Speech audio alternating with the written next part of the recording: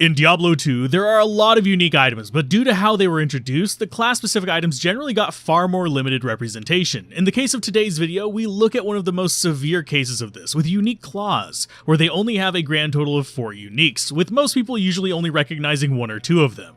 This underrepresentation is also one of the big reasons why people don't recognize just how much their magic find is, well, actually working, and is why so many rare claws you'll find actually have triple the normal durability. As usual, we're going to go by level requirement, starting with the most famous and desired of the unique claws, Bartuk's Cutthroat Greater Talons. For an item that only requires level 42 and is able to be found in plenty of locations in Nightmare and Hell, this weapon still earns its reputation, with solid damage, stat boost, faster hit recovery, leech, and plus skills, as well as a reasonable stat requirement. Its usefulness for such a wide array of assassin builds makes it a hard claw to ignore, and even though it's not the best in slot for most of them, it's definitely competitive in the top echelons for most of them.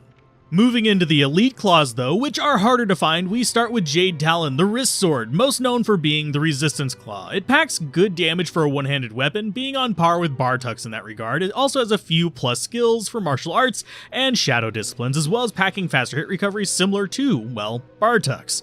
Where this claw falls short though is that there really isn't much that sets it apart from its competition, though it can sometimes be a good offhand weapon for the resist if you're going to be using the assassin weapon block, but there are usually better options in most cases for your offhand.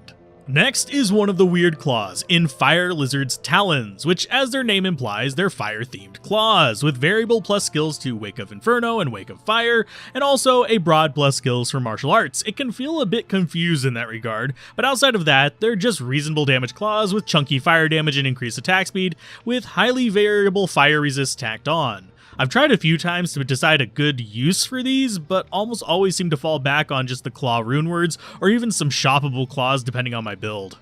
And finally, we have Shadow Killer, the permanently ethereal battle cestus, which thankfully also comes with the indestructible mod.